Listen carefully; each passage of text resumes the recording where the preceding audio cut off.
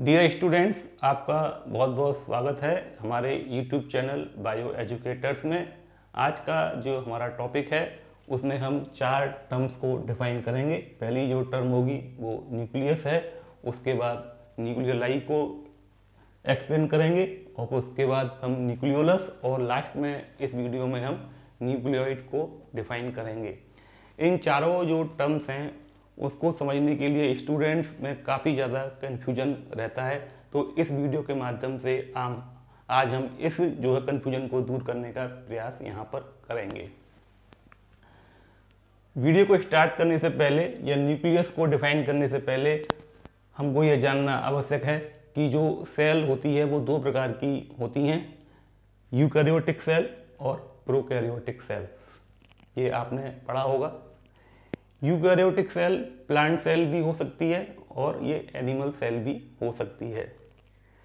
Eukaryotic cell में जो nucleus centre में जो आप स्ट्रक्चर देख रहे हैं, डबल मेम्ब्रेनस स्ट्रक्चर, इसको हम न्यूक्लियोलस कहते हैं। जिस सेल में यह न्यूक्लियस डबल मेम्ब्रेनस न्यूक्लियस पाया जाएगा उसको हम ट्रू न्यूक्लियस या ट्रू सेल के नाम से जानेंगे और ये यूकैरियोटिक सेल का एक कैरेक्टरिस्टिक फीचर होता है।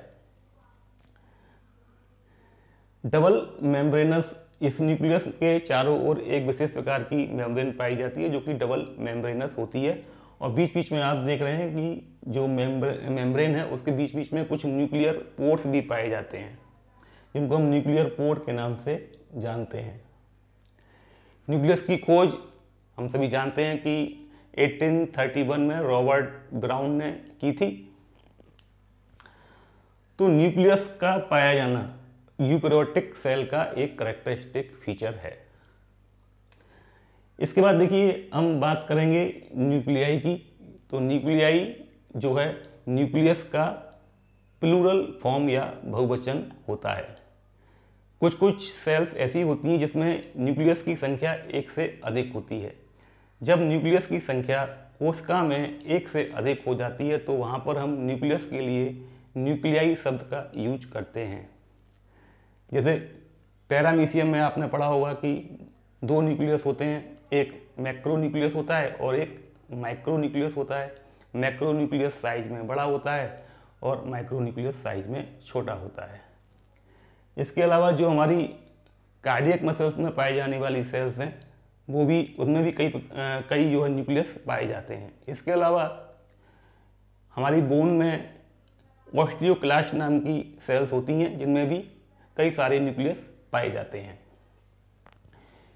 न्यूक्लियोलस की बात करें तो देखिए कि न्यूक्लियस के अंदर आपको एक ब्लैक डॉट जैसा स्ट्रक्चर दिखाई दे रहा है।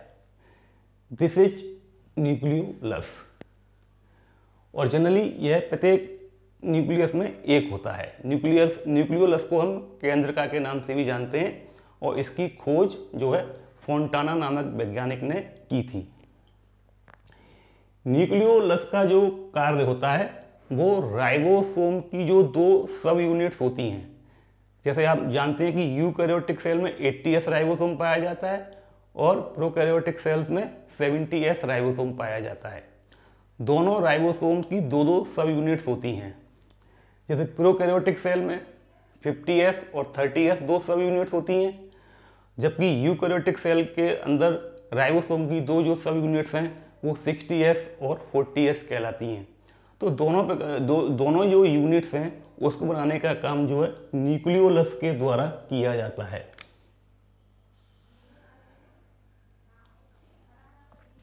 तो न्यूक्लियोलस को इसलिए हम राइबोसोम की फैक्ट्री के नाम से भी जानते हैं या फैक्ट्री ऑफ राइबोसोम भी कहते हैं।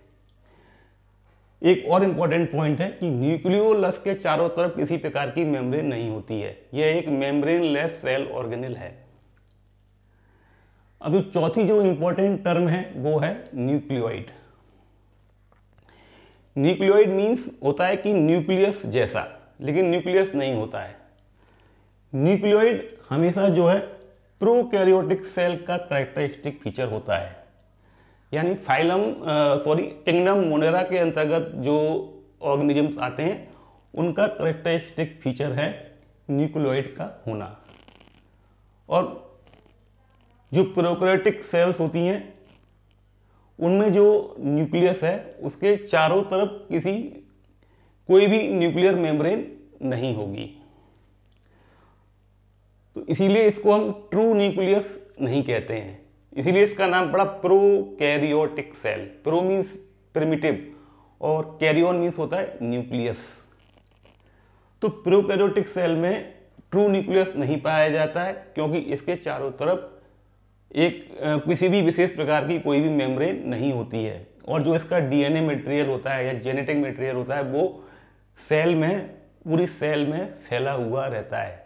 ऐसी सेल का एग्जाम्पल जो है बैक्टीरिया होता है। जितने भी जीवाणु हैं वो प्रोकैरियोटिक सेल्स के उदाहरण हैं, और उनका जो न्यूक्लियस होता है उसको हम न्यूक्लियस ना कहें तो ज़्यादा अच्छा है, वो न्यूक्लियोइड कहलाएगा, क्योंकि इसके चारों तरफ किसी भी प्रकार की कोई भी मेम्ब्रेन जो है प्रेजेंट नहीं होती है, और इसका जो जेनेटिक मटेरियल है पूरी सेल में डिफ्यूज रहता है। तो न्यूक्लियोइड जो है वो प्रोकैरियोटिक सेल का या बैक्टीरिया का या किंगडम मोनेरा के अंतर्गत आने वाले जो ऑर्गेनिज्म हैं उसका कैरेक्टरिस्टिक फीचर होता है। तो आई होप आपको ये चारों टर्म जो है यहाँ पर क्लियर हो गई होंगी। अगर आपको कुछ भी क्वेरी या क्वेश्चंस हैं तो आप हमारे यूट्यूब के कमेंट बॉक्स में या व्हाट्सएप के द्वारा हमसे संपर्क कर सकते हैं। अभी तक अगर आपने हमारा चैनल सब्सक्राइब नहीं किया है तो चैनल को जरूर सब्सक्राइब करें। Thank you very much for watching my video.